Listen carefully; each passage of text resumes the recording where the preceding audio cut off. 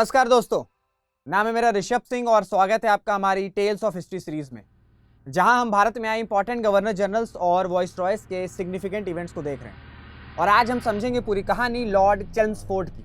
Chelmsford, इनका tenure था साल 1916 से 1921 तक और इनके टेन्योर के सिग्निफिकेंट इवेंट्स ये रहे। Lucknow session of the Congress 1916। अब ये बड़ा इंपॉर्टेंट सेशन था क्योंकि इस सेशन में इंडियन नेशनल कांग्रेस और मुस्लिम लीग दोनों साथ में आ गए थे। इंडियन नेशनल कांग्रेस को लखनऊ सेशन में प्रिसाइड किया गया था अंबिका चरण मजुमदार द्वारा और मुस्लिम लीग को प्रिसाइड किया गया था मोहम्मद अली जिन्ना के द्वारा। अब लखनऊ सेशन के प्रोविजंस को समझने से पहले ये समझो कि ये दोनों पार्टीज साथ में आई कैसे, बैकग्राउंड क्या था लखनऊ सेशन से पहले का। पर इसके पहले एक छोटी सी इन्फॉर्मेशन, अगर आप यूपीएससी या स्टेट पीएससी या दोनों की एक साथ तैयारी कर रहे हो तो स्टडी IQ के बैचेस में आप एनरोल कर सकते हो और मेरा कोड अगर लगाओगे दैट इज RS Life तो आपको सभी बैचेस पे डिस्काउंट मिल सकता है। अब वापस आते हैं टॉपिक पे अपने। तो 1905 में बंगाल का पार्टीशन का फॉर्मल प्रोक्लेमेशन पास किया जाता है ब्रिटिशर्स के द्वारा, जिसके बाद स्वदेशी मूवमेंट और बॉयकॉट मूवमेंट स्टार्ट होता है। अब इस मूवमेंट में मुस्लिम्स का पार्टिसिपेशन कम था क्योंकि अनडिवाइडेड बंगाल में हिंदू मेजॉरिटी थी। इस वजह से मुस्लिम्स बहुत ज़्यादा पार्टिसिपेट नहीं किए थे स्वदेशी मूवमेंट में। फिर 1906 में मुस्लिम लीग स्टैब्लिश्ड होता है टू प्रोटेक्ट मुस्लिम इंटरेस्ट।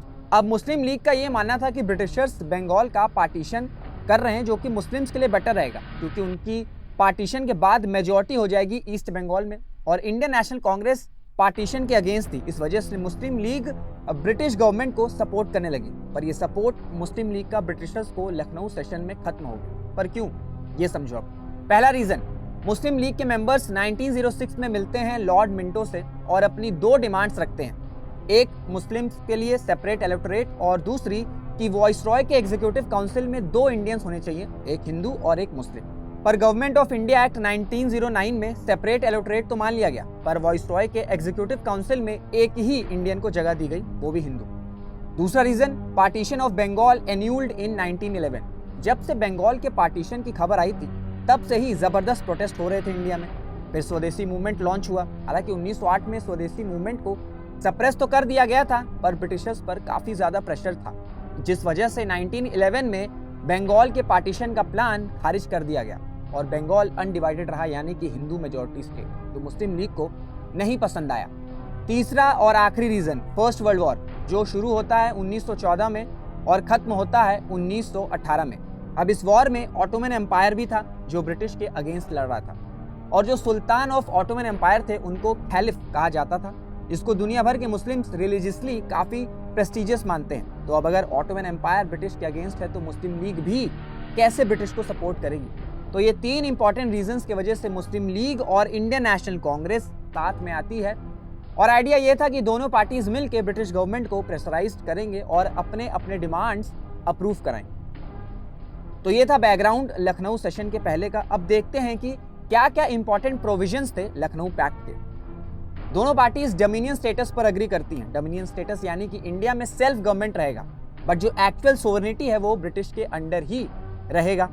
दोनों पार्टीज सेंट्रल लेजिस्लेटिव में इंडियंस की रिप्रेजेंटेशन की बढ़ाने पर एग्री करती हैं। 1909 एक्ट में सेंट्रल लेजिस्लेटिव में 60 मेंबर्स थे, जिसको 150 तक बढ़ाने की डिमांड रखी गई, जिसमें एटलीस्ट 75 इंडियन मेंबर्स होंगे और उन 75 में कम से कम 1/3 मेंबर्स मुस्लिम्स होंगे।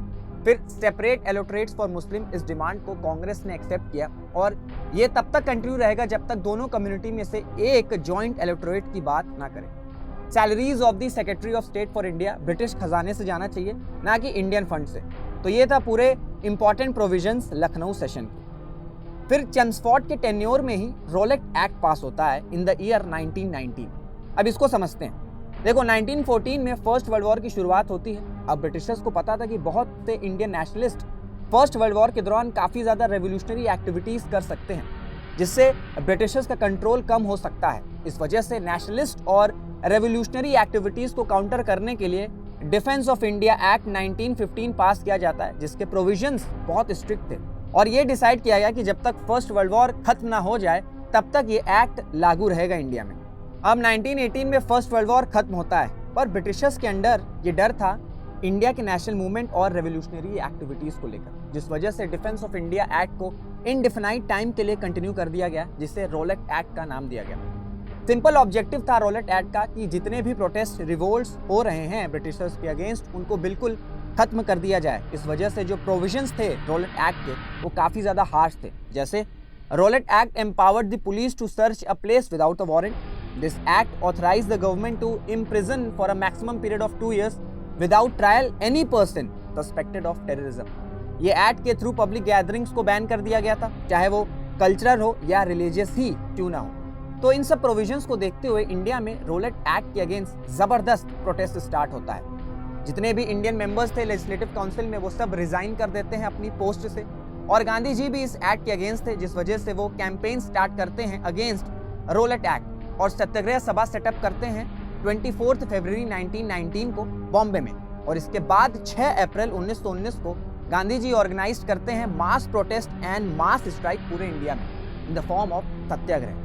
सब कुछ सही चल रहा था, पर 9 अप्रैल 1919 पंजाब के 2 इंपॉर्टेंट लीडर्स को ब्रिटिश सरकार डिपोर्ट कर लेती है, जिसके बाद पंजाब की आम जनता ब्रिटिशर्स अथॉरिटीज उनके सिंबल्स पे अटैक करना शुरू कर देती है, जिस वजह से 11 अप्रैल को मार्शल लॉ इम्पोज कर दिया जाता है पूरे पंजाब में। और उस वक्त ब्रिटिशर्स की तरफ से जनरल डायर कमांड संभाल रहे थे।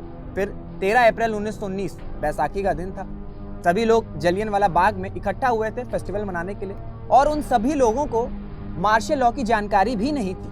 और इतनी भीड़ देखकर जनरल डायर सभी पे गोली चलाने का आदेश देते हैं और बहुत से मासूमों की जान चली जाती है 13 अप्रैल 1919 को। और गौरतलब बात तो यह है कि इंग्लैंड आज तक इंडिया से जलियनवाला बाग मैसेकर पर माफी तक नहीं मांगा है। गांधी जी पूरे इंडिया में वॉयलेंस को देखकर काफी ज्यादा हताश हो जाते हैं और 18 अप्रैल 1919 को वो अपना सत्याग्रह मूवमेंट वापस ले लेते हैं।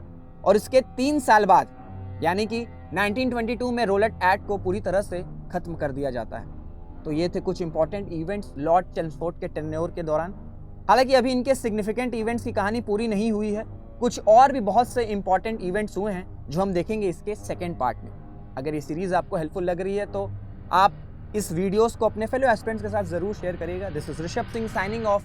जय हिंद, जय भारत।